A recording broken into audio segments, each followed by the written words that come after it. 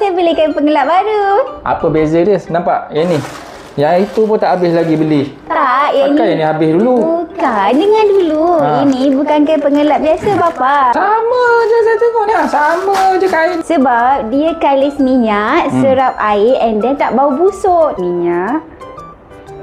Ui, boleh hilang ke tu? Kain magic tadi. Okey. Kita lap je.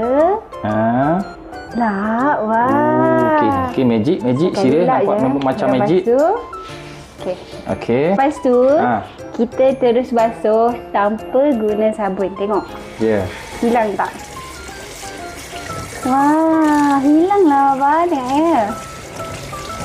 Yang ni yang kicap tadi. Dia keluar je. Ha, tak ada sabun. Ha, nampak tak dia keluar tu? Okey.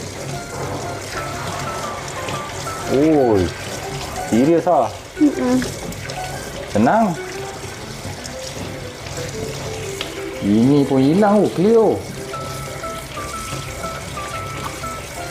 So macam ni, senang lah. Tak payah nak guna sabun. So nanti kalau nak beli yang ni je.